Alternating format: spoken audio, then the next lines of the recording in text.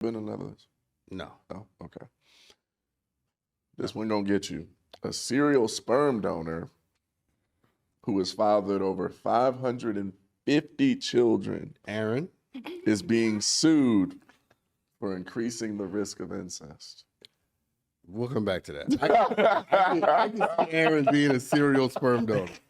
Pay the bills. Aaron, you look like the type. What makes this is Los I Angeles. don't know. I'm just saying. Serial sperm donor. Now he's being sued for what? For increasing the risk of accidental incest.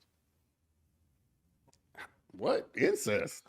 Yeah, because think about this. When you got 550 humans out there running around. Oh, they could get together and not know that they're getting together. They could right, okay. Yep. So yeah, he conceived a lot of babies from at least 13 clinics. And the majority of them were in the Netherlands. And you got to think about it when you're doing it in a certain area. It'd be different if you were probably doing it in a big city. When you got a population that isn't necessarily that big and you got 550 different people going in all different directions, they're going to have kids. You know what I mean? It could end up happening where they come across one another and they're not aware of the fact that they're siblings, or cousins or something, you know? Well, yeah. Yeah, so I don't know how one gets in trouble for this unless he illegally fathered these children, but sperm banks exist. Yeah, that's not illegal. You know? And, you know, even from just knowing people in my personal life, you know, I know people that have done this, and I don't know how they could possibly get in trouble for something that the government is sanctioning. Wait, you know people? I not have done 550, but I know people that have, you know, needed to make money out here. Well, the emphasis of the question is not on the number. But yeah, I know people that have gone to the sperm bank because it was a means of. You know people. I know people. I know people. And you know, you look at the situation though, and you're like, okay, the proverbial you. People. You look at the situation for others, hypothetically speaking yourself. Of course, hypothetically. And you look at it and it's like, okay, they didn't necessarily go around impregnating these people.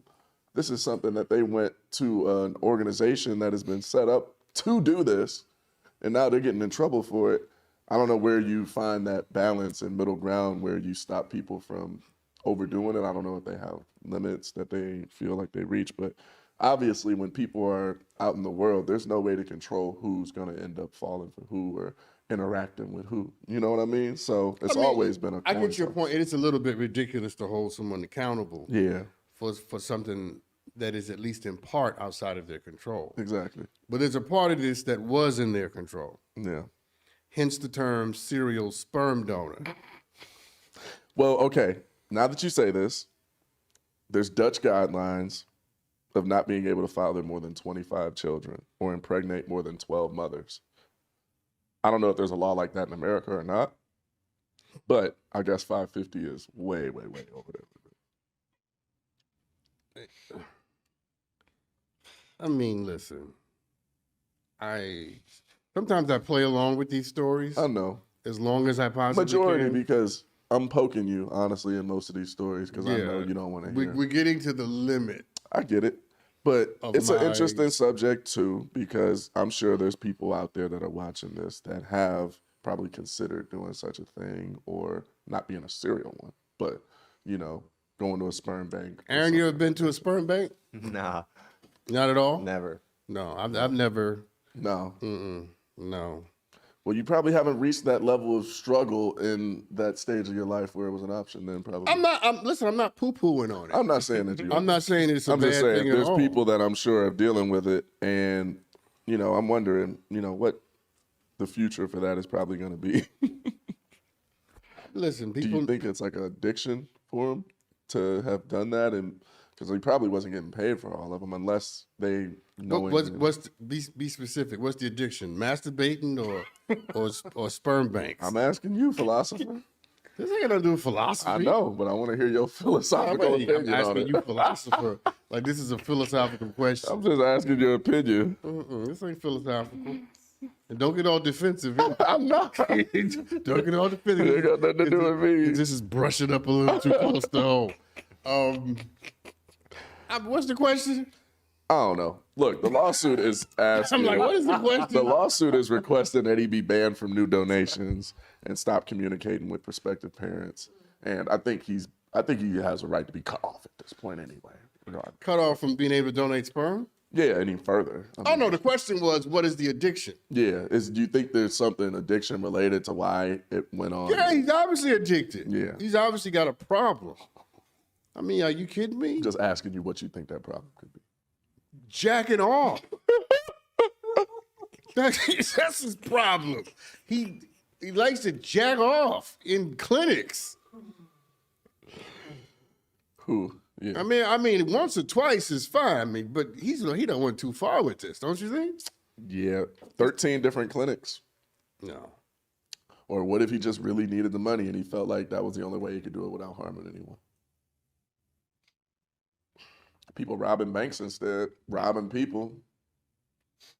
He robbing the sperm bank, I guess. But the problem with that line of thinking is that now he's in trouble. yeah, exactly. So he might have been better off going to be a dishwasher. You know what I'm saying? Instead of beating your meat in a cup, go wash some dishes.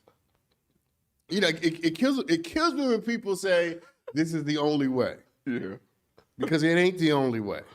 Not in this world. We got it. No, it ain't the only. And this might be the only significant thing that comes out of this little story. Yeah. And that is that we have to deal with the fallacy of someone allowing themselves to believe that this is the only way. Yeah. Life has more than one way Always. to bless you or to get you out of trouble. It ain't the only way. Do you think there should be a limit on the amount of children people are allowed to have? I'm stuck on ain't the only way. Let's stay over there. Okay? Because that's far more significant than the limit people will have with some damn kids. It ain't the only way. Here's why this is important. Because we will accept things and do things that are beneath us when we believe it's the only way. It ain't. They need to write that on the bottom. I'm sure they're going to have that down. No, there. it's that not. Needs to be written down. Say it one more time. It's gone. How many times, how many times, I know I've done this, Tyler, Aaron, tell me if you agree. How many times have we made like really dumb decisions, bad decisions, Yeah. right? And thought back to ourselves, what the hell was I thinking? If I had just done X, Y, Z, A, B, C, right? It was way easier. Which is way easier, but we convinced ourselves this is the only way. This is the only way this could happen. Or that all these doors were closed and this was the only door. It's not the only door. That brings up a lot for me. I'm over here thinking that probably happens so much more than we actually realize. Yes. Yeah, where you're like, damn, we really were focused on this one door so much. Hey, everybody on the YouTube. Thank you for tuning in. If you like what you see, make sure you like and comment and share. Because we got to spread the joy, people. That's how it goes. See you next time.